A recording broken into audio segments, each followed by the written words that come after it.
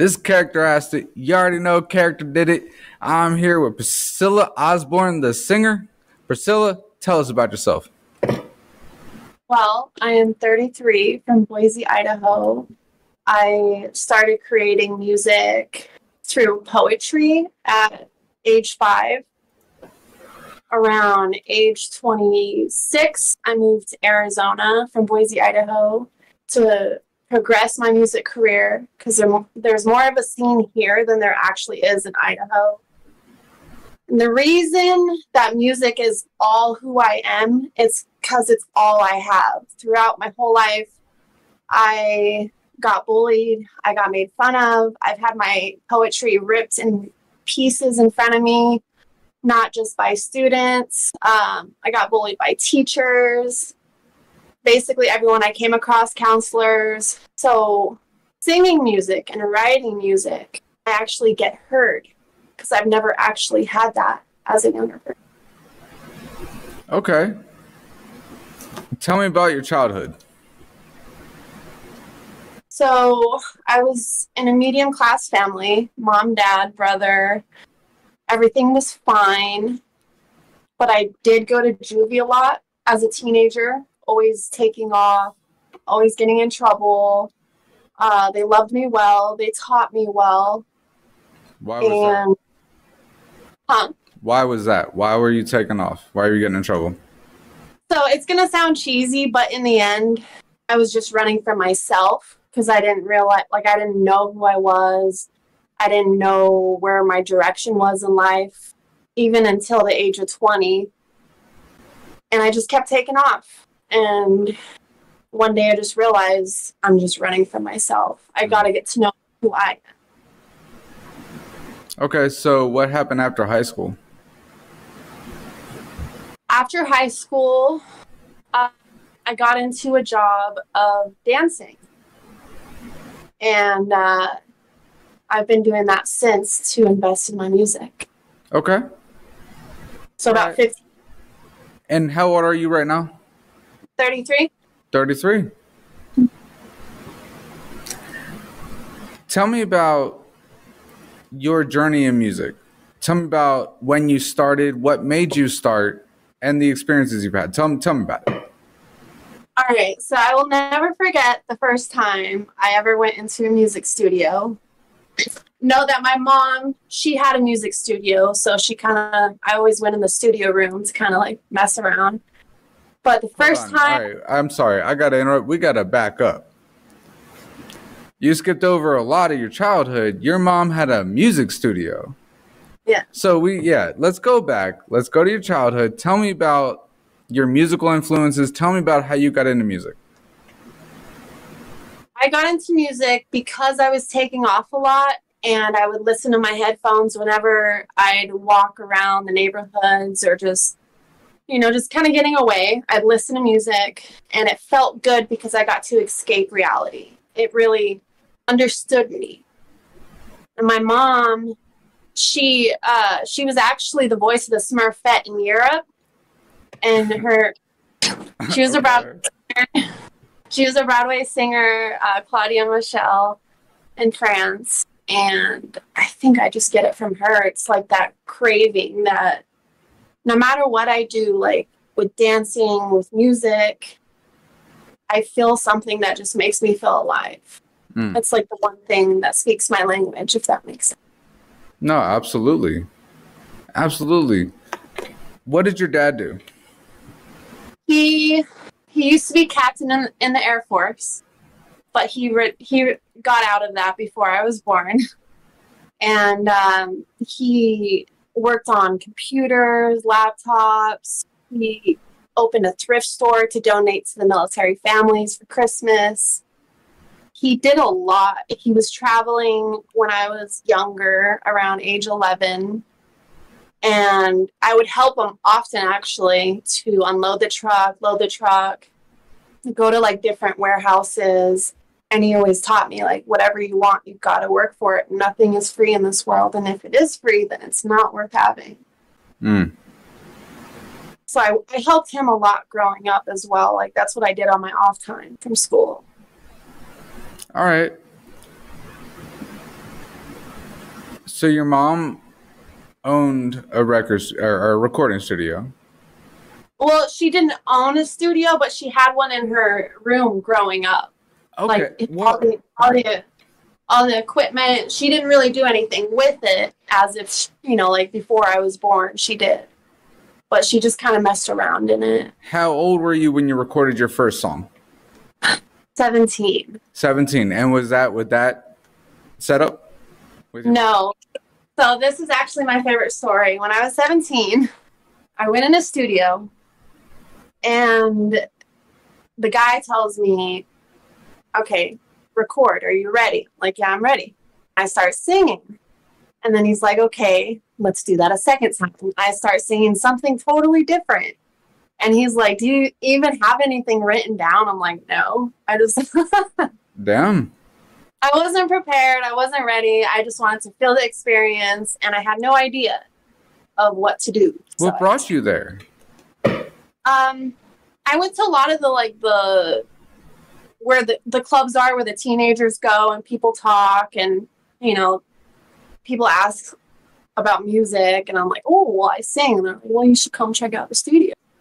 All right. So you recorded your first time. Yes. And then what? So in Boise, Idaho, a lot of it is hip hop. There's not much genre at all. There's a couple studios, not a whole lot option. It's like a city town, so it's small, but it's big. It was always on and off. Like, I learned a lot through my journey. I'd write music, and I'd show people. I'm like, what do you think about this? And they're like, well, you should do this, this, and this. I'm like, okay, I'll do that. And I've always taken advice from everyone that I've come across with music. And I actually got more into music when I moved to Arizona. So I've done like a few shows in Boise, Idaho. I've actually opened up my album night, my album release party all by myself in Boise, Idaho. It was one of the greatest moments. I hired an in-between comedian. I hired six different artists, all different genres. Some are cover artists, some are R&B, some are EDM-ish, but still on that mellow vibe. And I went all out. I bought tags for all the artists. I did a song with my mom and on that album, and she was singing French.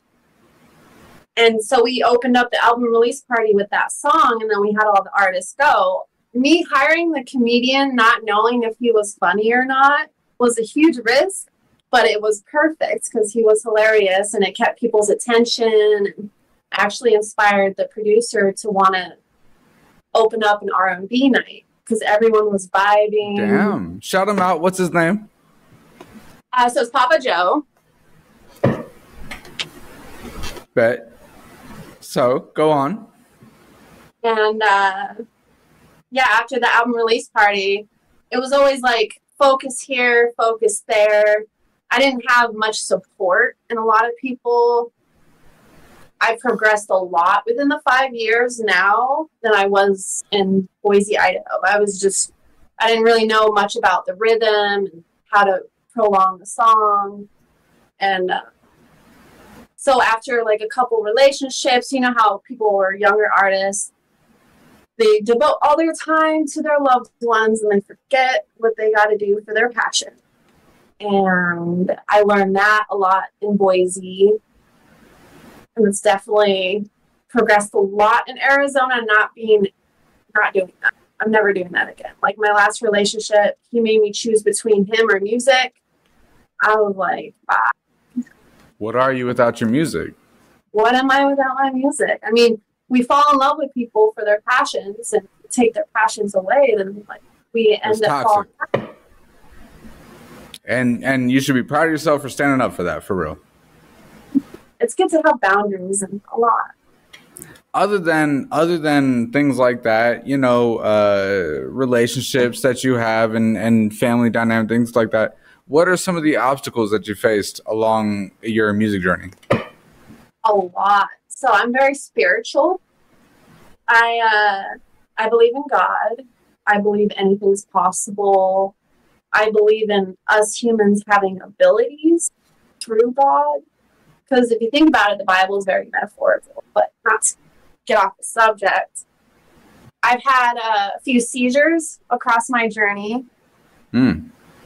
And being in that spiritual side, I've realized it's frequencies and energies from bad intentions that cause those body attacks. If you communicate with your body, it's like, well, your body's telling you something. You got to listen. And ever since I realized that, I haven't had a seizure. Wow. And I've always realized, looking back and reflecting, it's always been girlfriends that have caused that. Wow. You know, I'm all about like woman support, but not a lot of women are. Respect. And tell me about how you learned that. Tell me how that had to be a journey to get to that point. It's been a long journey. I'd say my huge spiritual awakening was when I was 25. And I remember having a seizure at work and then coming home. And I think I had a concussion as well because I was like, wow. I was, I didn't know people's names, but I knew them. I didn't know how. I've known them for years. And so what I did was my friend that I was having live with me, I experienced like heartache, pain, betrayal 4 days before it even happened. So I'd experienced these things and I'm like, this is weird. I'm just going to lock myself in the room for a month. I'm going to write a whole album and I'm just going to release whatever needs to come out. I listened to Stick Figure for a straight month because the energy felt right. I was writing a song for each chakra, calling it the casual chakras. Damn. And I got done out of that. And I felt like a notch above. I was more awake. And like it's crazy because a couple years later, I go in the Crystal Stone place. And I tell this lady, I don't know how my album came up, and I told her about the casual chakra. And she's like, oh, you know about the casual chakra? I was like, I don't know what a casual chakra is. I was just naming old-fashioned chakras, like the love we used to forget. That's a thing? Casual chakra is a thing? It's when you go through a life-death experience, like a seizure, that brings out your ability. What? It enhances it. My mind was so blown. What? Yeah, and so I listened to all the songs, and I realized every time I've done a song, it's either came true or it's what you put into the universe. So music really has a huge impact. We got to talk about that for a second. I have a very close friend of mine. I won't say his name right now. He has done several songs. Okay, he's done 3 songs where he talks about getting in car accidents. Not a week after he did each one of those songs, he hasn't been in a car accident the entire time he's had a driver's license. It was a week after each one of those songs that he recorded those songs. Not wrote them, recorded. He put them in the universe. They existed. He put his energy toward that. He got in car accidents all 3 times. The last time almost killed him. That's wild. I make music on the side, whatever. I've had the exact same experience. And what we talked about is people say, oh, I make music to express myself. What I think it comes down to is a lot of artists make music and that figures themselves out. You don't understand the part about yourself that you're expressing in your music until after you express it. Would you? Because you're reflecting, yeah. Because basically, when I started music, I thought it was to be heard. You know, like I want to be seen. I want to be noticed. I want people to see who I am and what I've gone through. And I want to make it well known to all the people that hurt me that I'm doing something with my life. But that's when I started music. Yep. Now it's like I get to release how I feel. I get to heal from that. And when I release it, it's out in the universe, and it's how I've healed the whole time. Because like lately, I'm actually on a 35-day challenge for transforming my mental health to my physical health. So the way I'm evolving, my look should be noticed that I'm a whole nother person, but I'm upgraded on myself. I'm on I think I got like 14 days left. But journaling, I noticed journaling makes a huge difference. So the same thing with writing music. Absolutely. You feel at peace. You just... Tell me about this 35-day journey you're on. How did you get started on that? And tell me about the journey. So the journey, I felt like it was a few weeks ago where I just felt like something wasn't healed inside of me. Like I have some sort of trauma. I don't know if it's like getting abandoned or like having that love that I have to offer only be existed inside of me. But the crazy fact was, through journaling and stuff, I realized we all look for love, yet we need to give the whole time. And love is not taken, it is given. So I healed through that trauma. And I'm also seeing how far I can get on my physical, eating healthy, starting new habits like reading. I haven't read in so many years, but reading the books that I've been reading Jay Shetty, Think Like a Monk. Great book. Okay. How to bring my most feminine side out as a woman, but also have that strong masculine balance. More feminine, but a little bit masculine. Confident. On that note, tell me about the achievements, the accomplishments that you've achieved on your music journey, and not just your music journey, but in life. It sounds like your life has played a major role in the music you make, and also your progress in music. So tell me about the accomplishments. Brag about yourself for a minute. I'm not used to that, but I think I'm ready for it. Do it. I feel like I achieve something almost every day. The people that we interact with, we learn, we grow, but we got to listen to grow. Leaving Idaho was one of the best decisions in my whole life. Like, it was, if you saw me 5 years ago and you saw me now, you'd be like, people look at my ID and they're like, is this you? Leaving the place you grew up. Yeah. Yeah, I left there. And when you don't belong somewhere, I was raised there for 25 years. Like, when you don't belong somewhere, the universe has its way of pushing you out and putting you through these trials to force you to prolong with your potential, your progress, your purpose more so. I was very unhappy. It's a long story. You ready for this? Please. That's the whole damn point. Come on. So I haven't told a lot of people this, but I was at this place that supported my music, and I wanted to go to California, see the music scene, meet people, get my music out there, and looking for a place to live. So I was going to California for about a month, just kind of discover southern to northern. The day I drive, I had a miscarriage. I had no idea I was pregnant. It was a month and maybe a week that I was pregnant. I was devastated because I was getting ready to go in the car and drive 14 hours to California.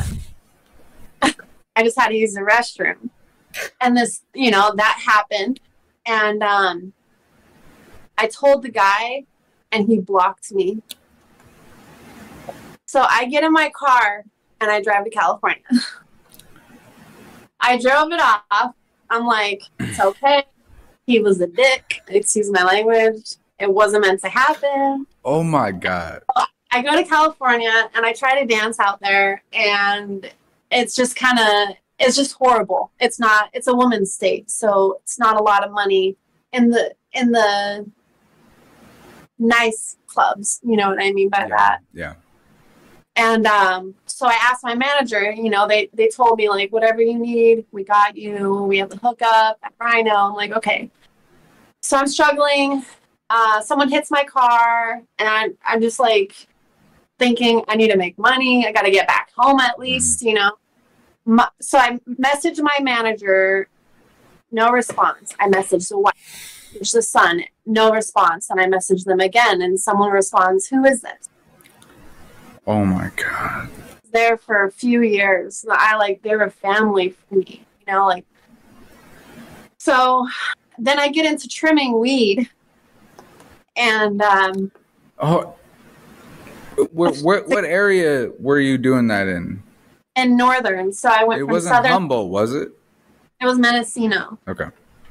It was Mendocino. I trim weed every day from 9 a.m. to 10 p.m. I got maybe one day off a week. And I was getting really good at it. I shouldn't ask for who, right? Okay, go ahead.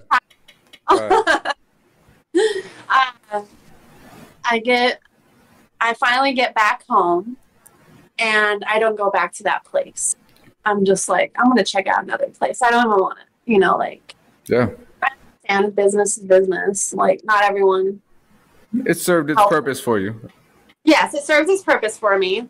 And then I was staying at this one place. It wasn't working out. And they, since I was traveling so much, they wanted me. They're like, oh, we're going to have our brother move in. Okay. So then I had to move out of there. And then like a month later goes by, and Felix from Respect the Underground asked me, like, hey, we're throwing a show in Boise, Idaho. Do you want to perform and open up for us? I'm like, okay. One of the best shows I've ever done. Okay. I'm all about energy wherever I go when I perform. And so I do the show, and then like a couple months later it goes by, and this girl's like, okay, let's go somewhere. I want to leave here. I'm like, okay, let's go. Where are we going? I want to make money, but not here. So then I drive 8 hours to pick her up. And then I drive back 8 hours for her to get her stuff. I drive 14 hours to Arizona, getting here with $5 left in my pocket. And I knew a guy here, Jeff, that I used to work at his club. Let me stay on the couch. And I was like, cool, that's awesome. It's all working out. Idaho sucks. It's good to be in a place of sunshine. So I stay there a couple weeks, and then I asked him, give me one more week. I know what it's like having someone stay on your couch. I'll get out of your hair. He's like, do you just want to move in? And I'm like, sure. So I go back to Idaho. I sell all my stuff. I was renting a room out at the new place that I was going to anyway, so I didn't have much since I just moved in there for a couple months. And then I go back to Arizona, and literally everything was like falling into place. I was looking for a studio, and then I remembered Felix with Respect the Underground lived in Arizona. Oh, shit. Okay. Right? It's like all like a... Okay, yeah. So I've been singing at his studio for almost 3.5 years, at least once a week. No shit. So I've been getting that practice in. I've been feeling like serious about it. I'm starting to do music videos now, which is a whole nother story because it's like acting. You get to be absolutely Jasmine and Aladdin. You get to be whoever you want. And it's been really nice. So I've just been practicing my voice, finding my style, and Arizona's really brought a lot out in me. And I feel like since the day I moved to Arizona is the day I started my life. I totally understand what you mean by that. I really do. What are your goals with music? I want to make it a full-time business. Of course, like I used to want to be famous, you know, but I am really good at perfecting. So I'm seeing my music as my main job, getting out of dance, being able to be an inspiration for other people. This is where my spirituality comes in. I am a healer of energy. So through my music, I sometimes meditate while I sing and record. And the frequencies help people kind of like, you know how they have that scientific with water and music waves. Absolutely. Have you ever used any of these frequency filters that they have? It's like AI frequency filters where after you record a song, you can run it through 528 frequency thing, and it comes out, and the whole song is in 528 or four. Like, it's crazy. I just learned about AI not too long ago. We'll talk later about that. I don't want to take too much time on this, but that's your idea of success in music. But what is your idea of success in life? That is a very good question. My success in life, there is no limit, because as long as we don't give up and we just keep wanting to be the best version of ourselves the very next day, we learn something every day through people. We get to know our bodies more. We get to know our minds more, and being in tune with ourselves, it's succeeding every day. So there's just no limit on success. But as long as I'm doing something every day, even helping a stranger, I'm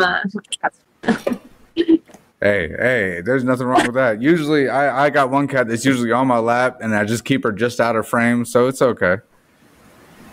But continue on what you were just saying. You were saying that you can make a small difference in a stranger's life.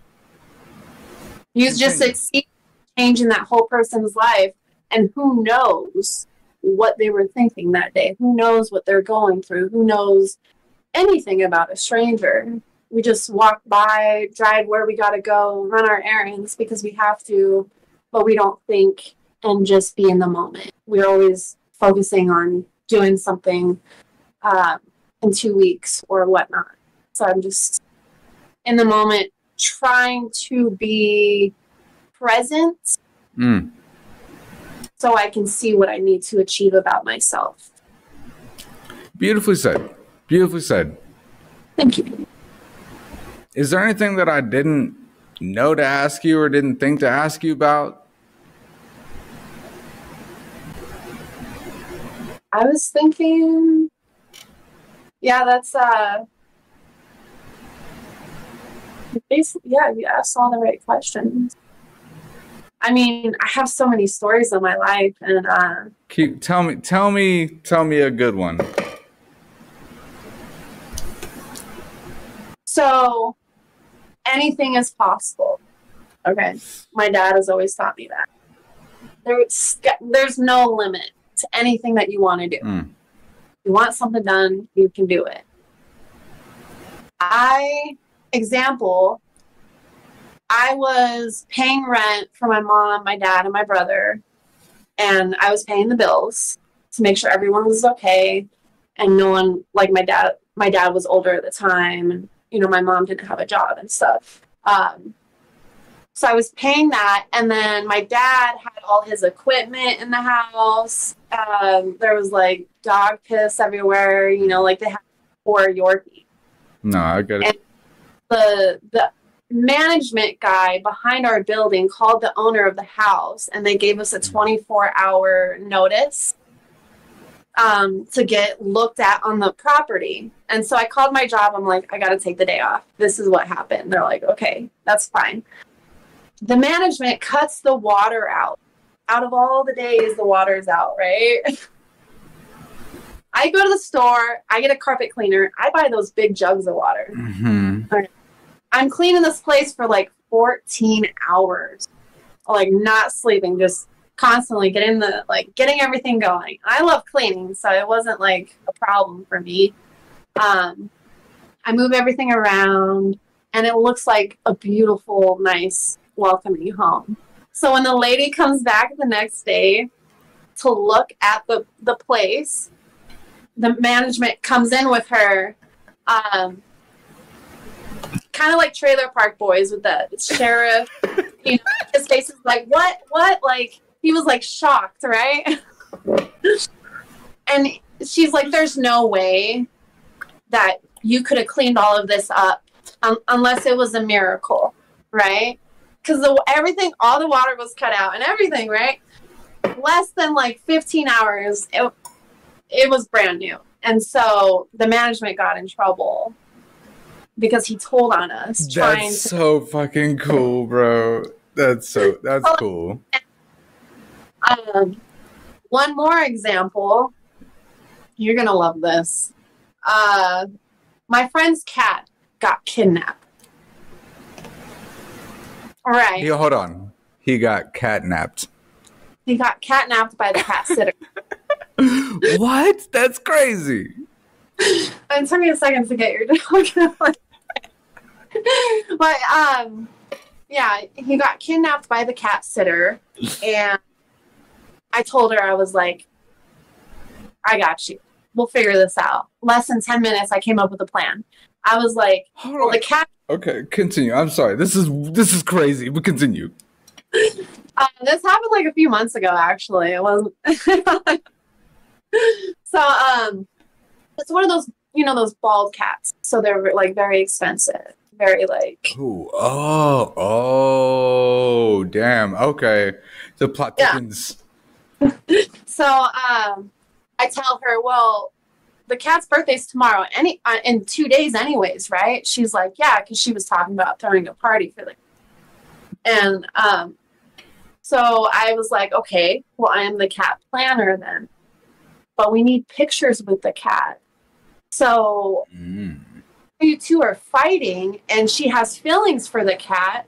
But if I cheer on her ego, like, I don't agree with my friend treating you like that. Like, your emotions matter. I just need to plan the cat's birthday. I don't do drama. I'll pick up the cat, and she won't even be with me. And I decked it out so perfectly. I was like, I also do dog parties, just let people know, blah, blah, blah, And I was like, you can have her half the week. My friend that owns the cat can have half the week. We just need her for tomorrow. We'll give her right back on Saturday, right? I drove a few places, like 30 minutes that day, but I got the cat back. And I told her, thank you. And that's when I told her, like, if you know anyone that wants a party, blah, blah, blah, just because it was still like, knew that I just got the cat. I didn't know if she was following me or not. But I got the cat back in a big town of Phoenix, Arizona. So many people. And that lady was already like far away. She could have just took off and not even answered my calls. But I made it sound so realistic. It's all how bad you want something that makes it. Did anything happen from that? Did she go crazy? Did she find, like... Oh, I blocked her. I blocked the cat snapper. But she knew where your friend lived. But the thing was, she knew where my friend lived, but then my friend moved. That's why she was watching the cat for 3 weeks. Oh, damn, it was the perfect crime. It was the perfect it wasn't even a crime, but it was the perfect crime. You're Danny Ocean of cat burglars. Literally, there's another pun. I didn't even mean that one. Well, damn. Yeah, so she watched for 3 weeks, and then she handed the cat off at my friend's old place. So there was no way to find it. That's genius, man. Props. So the first story you told me correct me if I'm wrong, but I feel like you kind of played a role similar to Fiona from Shameless growing up. She's a badass. Yeah. I kind of. Do you want to talk a little bit about that? Yeah. The things that what made you, and respect to you playing the role, but that's not an easy thing to do. So how'd you end up having to, and what has that done for you, and what does that mean to you? I'm very happy I got to experience that, like taking care of everyone. I'm a daddy's girl. I love my dad. And then my mom's closer to my brother. My brother, he goes to prison a lot. So he always gets in trouble and goes in and out. Okay. Kind of like this.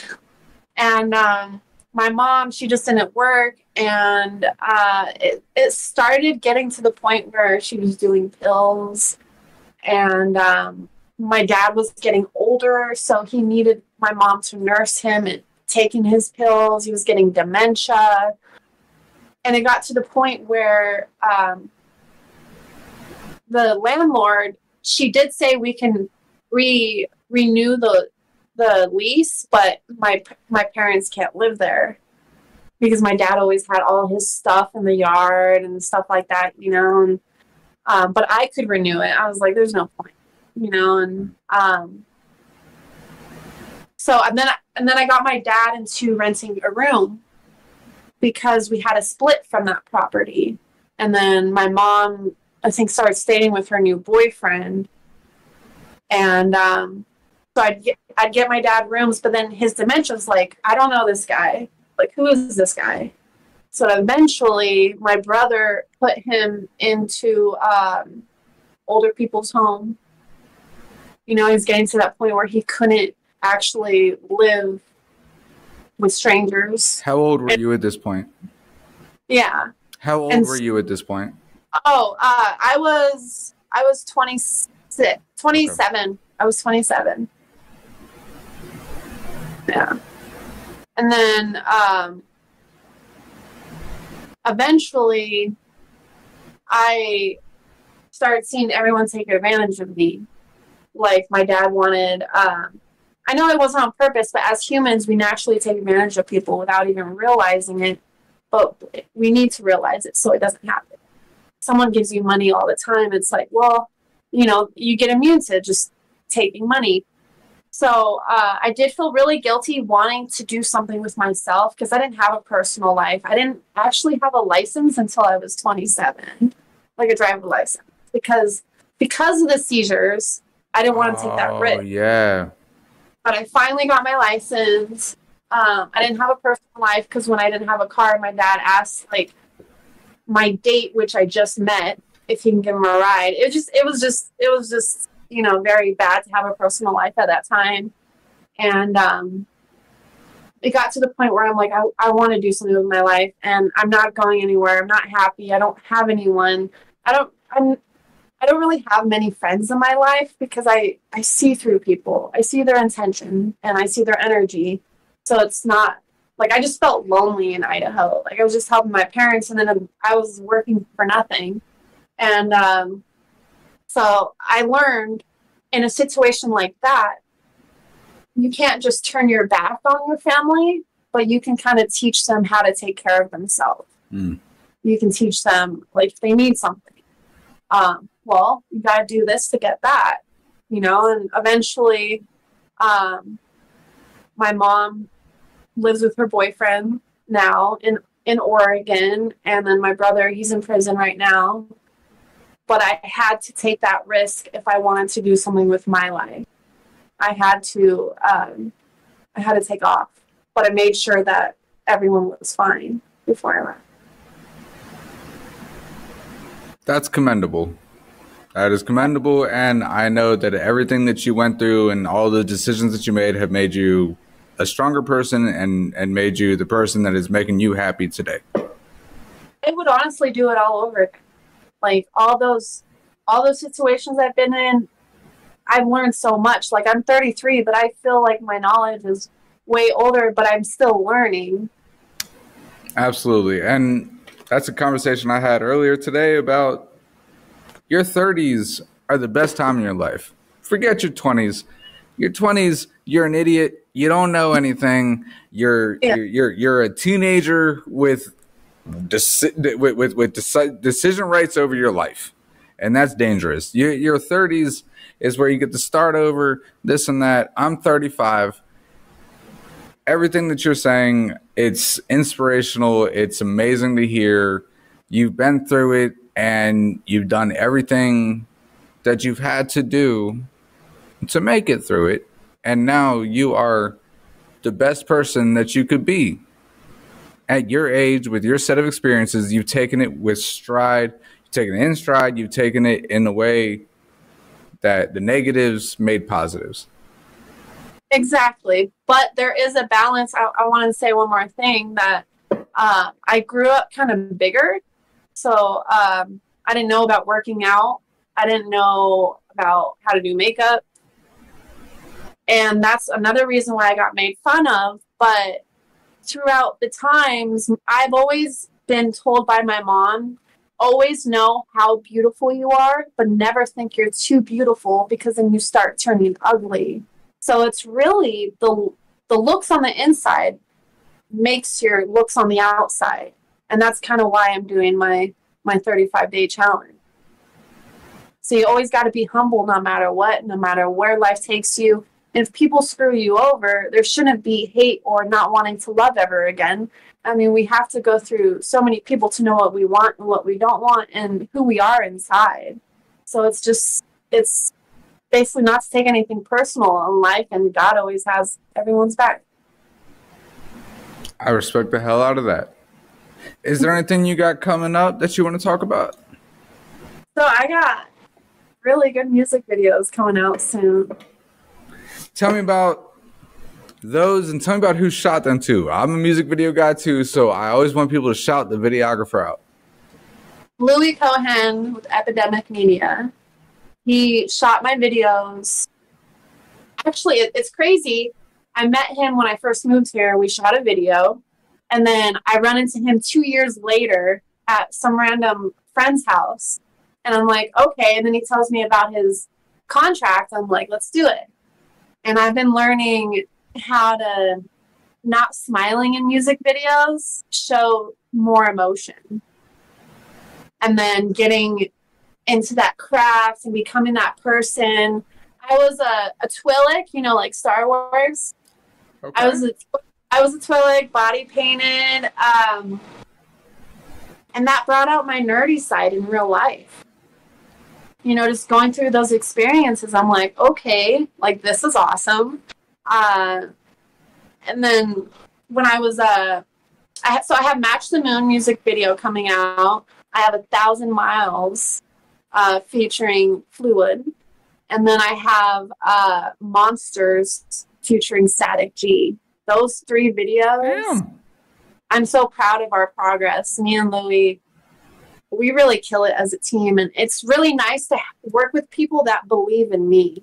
Isn't that everything?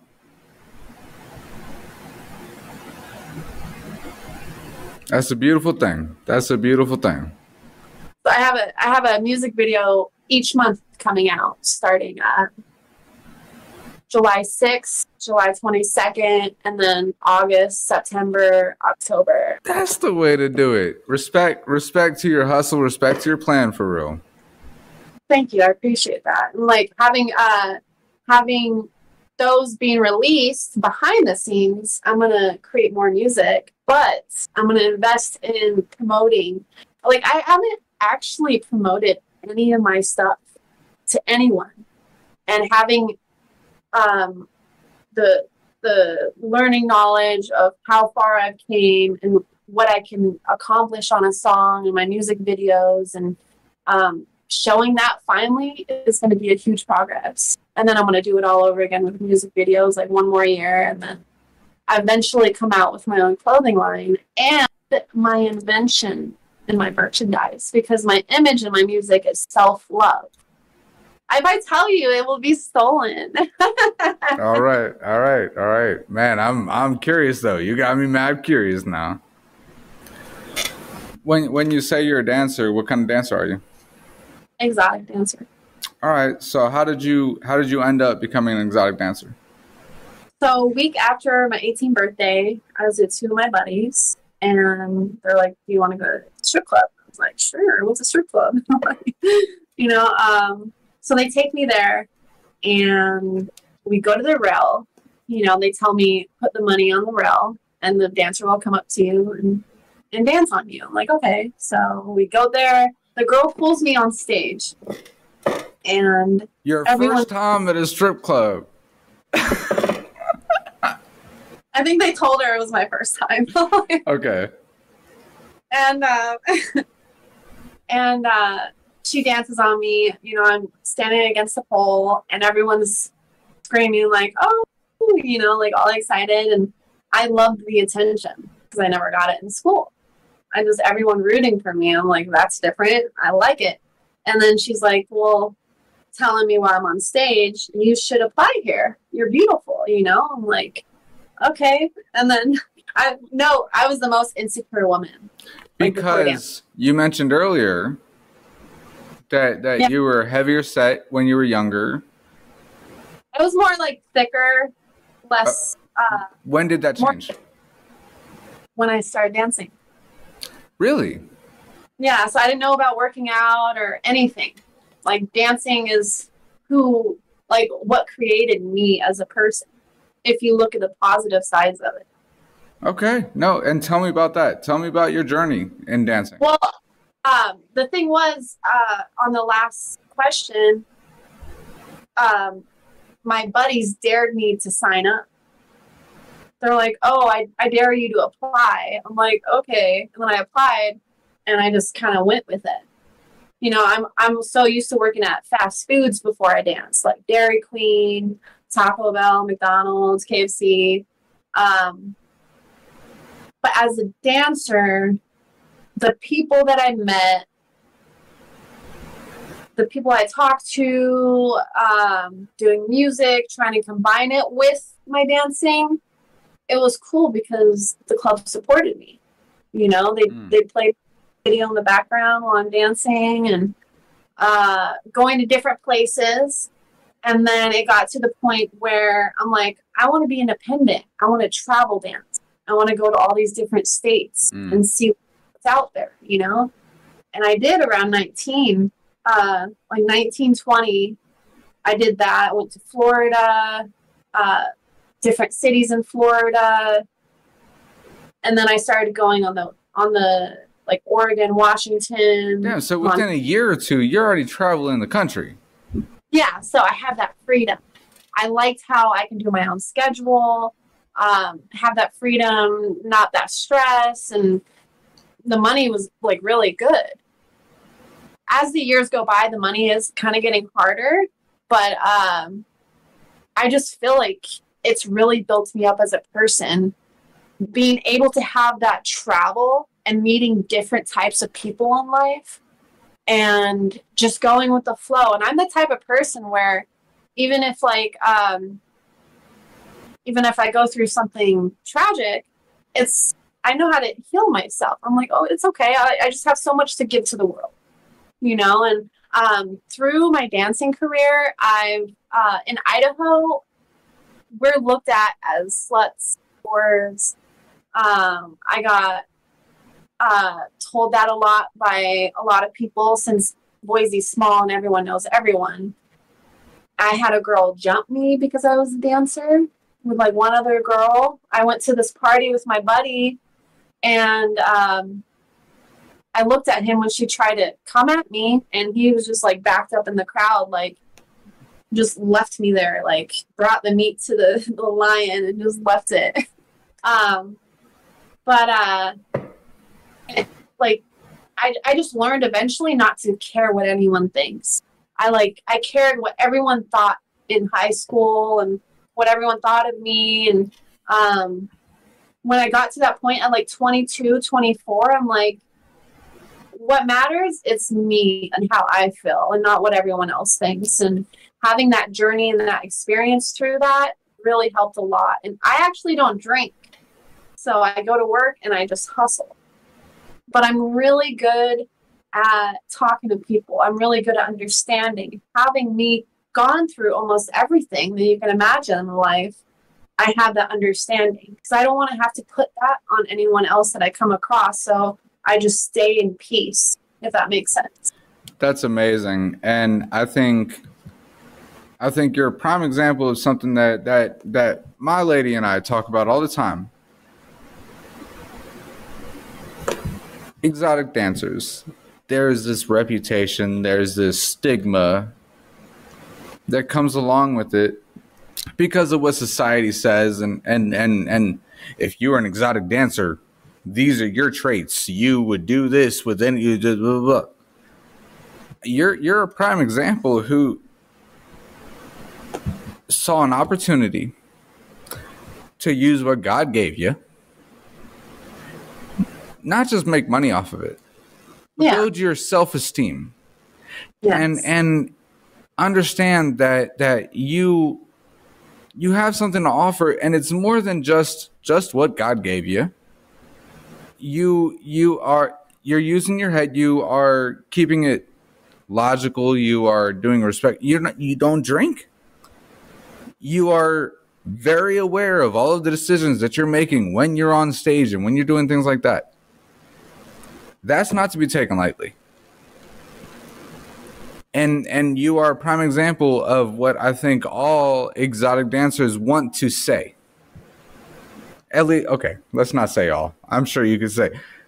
Hey, though, like, I mean, not everyone's perfect. Like, in a world, there's ones that do drink and the ones that just, like, feel awful that they're actually doing it.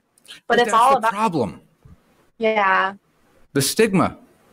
And that's what we got to stop. There was dancers way back in, like, 1600s. There's always been dancers. It's the entertainment. But yeah, absolutely, man. And another way of describing, like, no matter what I do, I always bring my spirituality in it. So when I'm on stage, you can actually meditate and dance. So as long as your mind is clear and you just go with the rhythm and I do like backflips. I make it a show. I like involve everyone. Like I work hard. And there's been times where certain clubs in Idaho, there was only me dancing. I stayed on stage for 2 hours and I kept everyone's attention. 2 hours? 2 hours. And that's when you could smoke cigarettes back in the day in the club. So I'd when I did smoke, I'd like take a drag, go back after 2 hours. Well, I kept everyone's attention and just having that. I love entertaining people. I love making a difference and making them smile and like making them involved. Like a lot of women come in our establishment too. And sometimes they just like want to feel like that feminine, like awesomeness with another woman supporting another woman. It's just all how you look at it, and everything in life's a perception. So like when it came to dancing, like I'm not a judgy person. So I just gave it a try. And it made me super confident in my life. And when I needed it the most and the places I needed it the most, and I just see through people, and I practice my gut when I talk to people. I see what's right and what's not. And I just learned so much in that establishment because it's a bar. I mean, people are made to like talk to people in the bar. So it's perfect. Absolutely. Before we stop, I think I've picked up what you've been putting down. What is your sexuality? What do you mean by that? Like, it can mean a lot of things. It's all how you look at it, right? Tell me what you mean by that. I'm tantric. Go on. So I learned, because talking to people, you learn a lot about yourself. And when people ask you, like, what kind of person are you? Like, are you romantic? Are you passionate? I'm the type where I go off the energy. I like making love to the soul. So you take your time with a person, you really just appreciate their bodies. And it's both about like having both people submit to one another, where you just let go and you're not worried about who's in charge and who's not. You have the music going, you have the lights going, and you want the edginess, you want the build up. And I know myself a lot to the point where I don't like anything that's easy. I like the chase. I like earning it. I like being desired. I like desiring, but not having it right away. So I just learned that that's my thing as a woman. And I'm a huge pleaser. And that's not often seen in a lot of women that I've come across and talked to. That typically, it's actually funny because I talked to a customer one night and he's like, "You want to see something crazy?" I'm like, "What?" He's like, "You can tell how a woman is in bed by how she dances on stage." I'm like, "What?" If she's just walking around the pole, she's a taker and she just wants to be on the bottom. If a girl actually puts that effort in on stage, she's a giver. I'm like, "What?" It's crazy that, but you learn along the journey of dancing. And it's good to know and be aware in that passion. So like with me, when I go to work, I'm very about like interaction, connection. After so long of dancing, I actually got tired of it. And this is how I came up with that idea. After so long, I saw this video, like, trick the mind into liking your job. And when you like your job, then it doesn't feel like work and you just get to enjoy yourself at the same time. There's obviously borders in those kind of work. You gotta like just play the part. But you gotta be affectionate, connection, intense. I thought about that, like, what do people come in the club for? Like, yeah, they come in and party and all of that, but mainly they just feel neglected. They feel unloved, they feel unseen, they feel unheard, they feel just not like a man. So they mainly come in for that reason. So I'm like, okay. I started getting mentally connected to the customers and asking them, like, how their day was, letting them genuinely like connecting with them, but just for the moment and not like having a connection with that person, just being in the moment, actually appreciating them. And that's what makes me successful as a dancer. A lot of women think it's just to like go on stage and make money, but it's more than that. It's what people come in for. That is the most elegant, beautiful answer that you could have said, and I'm glad we had this conversation about this, because people look so far down on that profession, and it's the same kind of conversation I've had with people about mental illnesses, and that's fucked up to say in itself. Yeah. But there's a stigma that comes along in all our culture in being diagnosed with certain illnesses. And then it's unfortunate to say, but there's a stigma that comes along with saying, "Oh, I'm an exotic dancer." No. But what you're saying is so valid. It's something that has existed. Yeah. Since the beginning of the human body. I don't give a fuck what you say. People enjoy it. Everyone enjoys it. Yeah, it's an entertainment. They like feel like in a moment. But it doesn't represent who you are. It doesn't mean that you're available for this, for that. Blah, blah, blah. Yeah, it doesn't. You have to turn off that switch. Like when you walk in, you're that person that your stage name is. You're a spiritual person. You're an exotic dancer. You are dancing exotically, putting off the energies of love, of happiness, but then staying yourself and living your life. And you've been doing it. You've been doing it for quite some time. 15 years. How many people do you know that have been doing it for that long?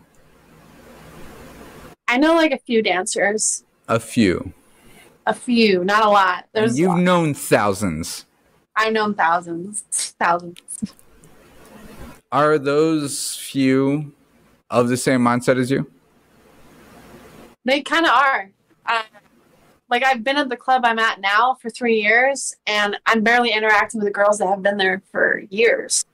Some girls work there their whole life, like as when they turn 21, 22. That was the only club they've known.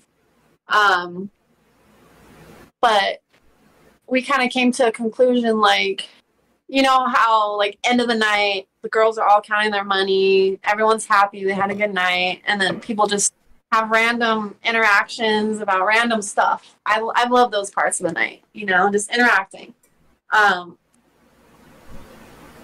saw a few dancers last week that showed a lot about me in them. Like I was looking in the mirror, and this girl, I didn't notice she was looking at me, but I was very proud. I put on this outfit, I look in the mirror, and I'm just like, wow, like I'm coming a long way. Like, you know, the expression you can see in the mirror.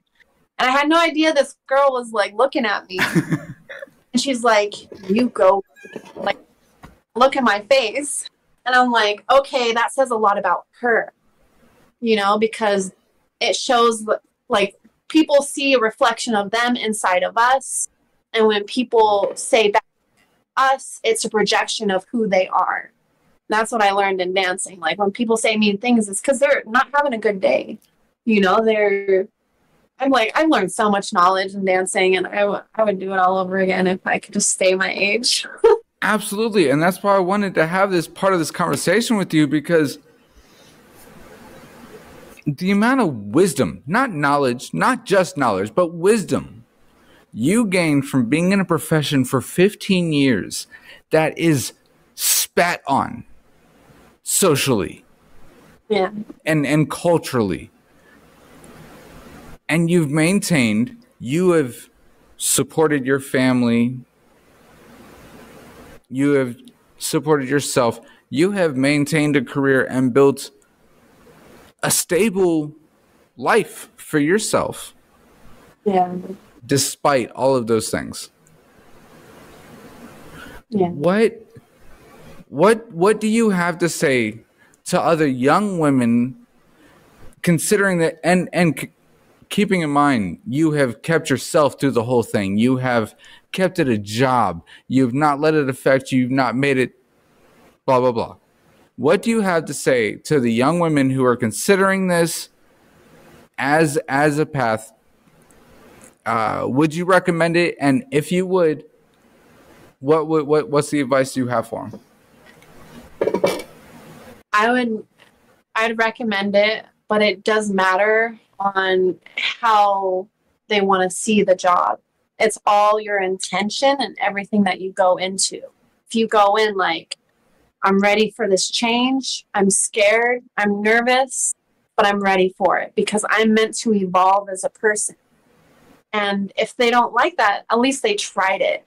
Because you got to keep trying different stuff to see if you like it or not.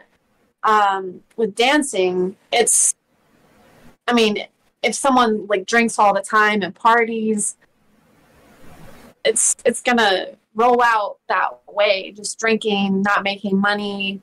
It's all how you go into the job, and not to care what other people think, because it's their life. It's no one else's. And the right people that respect them and that appreciate them as a person is going to accept that no matter what. And it is hard to be in a relationship into dancing because you have to have someone that doesn't get jealous, that trusts you. I've dated in relationships. Oh yeah, that's fine. Dance. 6 months later, they fall in love. I don't want you to dance. Right? I will never quit for anyone unless I'm ready to have a family as a person. But yeah, it just matters what they think about who they want to be a better person, how they go into the job with their intention. That's amazing. I would really love to go into all of the times that you've had someone who said, I'm cool with it, but then a few months later they said, I'm not cool with it. But I feel like that would be another 3-hour conversation. Correct me if I'm wrong. Oh, no. It probably would, but it definitely, to have a relationship, and that's another good thing to say about dancing. To have a relationship while dancing actually needs to be a healthy relationship, an understanding relationship, knowing that by the end of the day, you're both at work, you're making your money. At the end of the day, you come home, like, being able to brag about it and like, I had a good day today, I feel good, like. And he knows that some dude you say was like, do you this much money, this and that is not an insecurity. It's a, hey baby, be happy for me that someone wants me this bad, but I'm yours. Exactly. Everyone wants me, but I want you. That's like, you know what I mean? Like, that's a really bad way of saying it. No, it's not. No. Don't step away from your confidence. Nah, stop that. To be humble. I know, but you got guys hooting and hollering about, and they want to go home with you, but they don't go home with you. You go home to him. And I don't know, are you in a relationship right now? I'm not. Okay, well, when you find the right one, he's going to be honored every time you do come home because everybody wants to take you home and you go home to him. I feel like I won't find him. He'll come to me. Either way, you're going to find him, you're going to find you, whatever. When y'all find each other, and honestly, I'm really happy we had this part of this conversation because this is something my lady and I talk about all the time. The fact that exotic dances and things like that are looked down like that. We need you. We want you. You have been part of every culture, every society that history has tracked. It is the female form is a beautiful thing. No one can deny that. If you can live the life and do the things you've done while maintaining your self-identity, I'll just call it self-identity, who you are, who you want to be, and keep your own self-respect and be proud of the decisions you're making. The fact that you have built a life off of what you off of exotic dancing in the way you have, and let's not get off track of the fact that you're pursuing a music career of expressing yourself, and you're good at it. You're good at it. I've heard your music. You're damn good at it. And people are noticing. Don't ever forget. Go ahead. I was going to say one more thing. The thing I noticed in the dancing career is I've met some of the realest women. Just because if you think about it, I think it'd be easier, depending on the woman's mindset, to be in a relationship with, because they've done that party when you first get into dancing. You do shots and you don't know anything much about the world. You're just used to being told what to do about your life, go to college, whatever.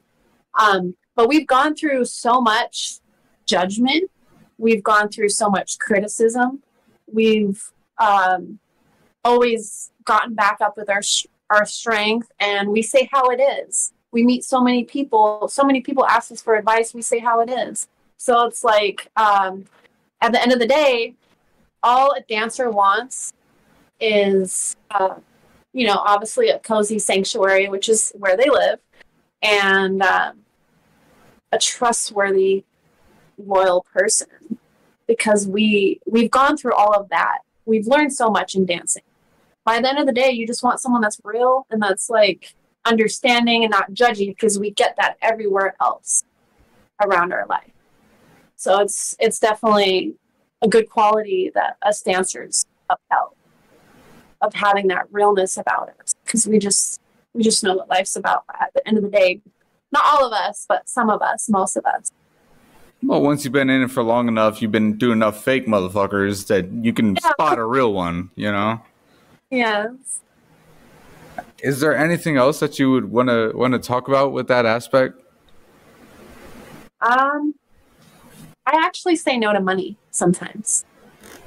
Tell me. So as a I spiritual don't. person, my energy is priceless. As an empath, as a spiritual person, I see through people. Like, they can just walk across the room and I see it. There was this one guy I said hi to. I sat down next to him, said, hey. I looked in his eyes. It was like completely just like empty. Like, I see through him, you know? I'm like, okay, bye. I like get up and I say bye. There's a lot of ego.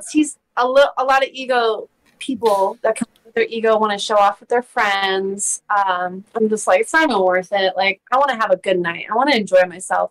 I don't want to have to think about making money when the money can come to me when I'm in my element. You know? Right. So sometimes I say no to money. But I am very sensitive to energy, so that's why I have to be careful who I talk to, and I'm like aware of it when I talk to people. And I feel like alcohol diminishes that, and that's why I don't drink. It's by choice. No, I respect that, and that makes sense. Have you not ever drank? How long have you not been drinking? I drank when I was early 20s. I was friends with this girl, and she's like, I want to quit drinking. And I've always been so sweet. I'm like, I'll quit with you. You know, like, I'll support you. I love you, you know. So then I quit drinking, and then she started drinking months later. And I was like, okay, let's do a shot. And I just didn't like it. I didn't like how I feel. It brought my emotions out. I'm like, I don't like these thoughts I'm getting, you know, like these insecurities. And like how people see me, I just don't like it. I like who I am as a person. And I know how to enjoy life without it. I mean, I do like the plant, but I just don't drink. It's amazing. No, I feel you. I feel you. Yeah, that's about it. How many other friends do you have in your profession that don't drink?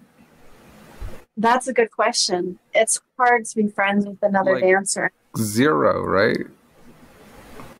Well, it's hard to be friends with another dancer in the profession because it just doesn't work out. Like, some dancers could be like, you know, women. It's hard to meet a genuine woman. It's hard to meet a woman that's like, oh, hey, nice to meet you. You're beautiful. Like, appreciating another woman without some other ulterior motives. Money, girl, this and that, and it's just like, I remember being friends with this one girl, and we killed it. We both were like, let's kill it tonight. And she'd have doubts, like, oh, I don't feel like it. I'm not in the mood to make money. I'm like, girl, you got this. You're here at work. Leave your troubles behind the door. Let's do this. And we just left to right, made money. And then eventually we got in this fight because she was 10 years younger than me. So it's like, okay, I understand. You need your moment. I'll leave you be. You know, you got to discover yourself. And then all of a sudden, she just like gets me out of the club, because the way for me is like, when someone makes me mad and upset and like betrays me, I work harder and I make more money. That's how I'm just like, okay, you don't need me. I'll do what I need to do. I definitely don't need you. Yeah. So that's how I kind of just like piss them off. So it's hard to be friends with dancers in those cases, you know. It's just it takes a good friendship for two dancers to keep it real with each other. But we're all there to make money. So like the club that I'm at is really nice because there's a zero tolerance for, you know, like being mean to people and just hatred and stuff like that. So even if the girls don't like other girls, they just don't talk to them. And then random girls will help out other girls. Like, okay, well, this group wants another girl. Come join us. You know, like we help each other make money. And I've been at that club for like 3 years, and that's probably why I'm still in it, because I just love the environment. The management is all about family. It's more than just a club or a bar. It's everything. That's amazing. That's amazing. I'm so glad that we had this part of this conversation. Honestly, when you ask me, I'm like, I actually am happy that we're talking because a lot of dancers don't have a say. So it was very rejuvenating that we got to talk about this. Absolutely. And I want you to use this. I'm going to send it to you soon. I want you to use this as your own content because what you said needs to be heard. Yeah. It's a profession. It's not a lifestyle. It is not a reflection of who you are. Yeah. Find a person in America who is intrigued by females and tell me you don't want you doing what you're doing. They don't want you doing what you're doing. It's been a thing that's always happened. The fact that it is shamed in some cultures and some, subsets, it's a bad thing. And you are such a prime example of that. I have an undying respect for you. You're an amazing person. You are trying to accomplish good things using what you have and what you learned to write out and what you had to do because of your situation growing up. I mean, you are the shining example of why no one should have shame for doing anything like what you're doing. You're a beautiful person inside and out, doing something that's amazing. That's a beautiful thing that people appreciate, and you don't give a fuck about the people that don't appreciate it. And it's actually another thing that I've noticed with dancing is once I tell somebody I dance, they overcharge me. So we kind of get taken advantage in some situations. Overcharge you for what? So like the first time was when I was doing a photo shoot in Idaho and I told this guy what I did. He charged me like $500 or $600 for like 15 photos. Not even 15 photos. And it was in Idaho, so he wasn't anyone big. Well, that was dumb because you represented an opportunity for him. Exactly. I've had sometimes hairstylists charge me like $900 just to take red out of my hair. Yeah, I've had I'd go to hairstylists and then like they end up charging me more for the same thing they did before. I'm just like, this doesn't make sense. But I'm aware of it, Just sucks that we get taken advantage of. That's why it's good to know all your surroundings wherever you go and connecting them all, but keeping them separate. Absolutely. You don't deserve it. Let's use these words. Let's use this conversation to get the word out. Let's spread the word. Let's do it. You're an amazing person. You are an exotic dancer. You are an artist. You're an activist. You just don't know it yet. I'll make it that way if I got anything to do with it. Thank you for your time. I appreciate it so much. This has been Karikter Asked It with the incredible Priscilla Osborne, the singer. I thank you so much for your time. I respect the hell out of everything you're doing, and I look forward to seeing how you grow. I appreciate it. Have a great night. Much love. I'll see y'all next time. Peace up.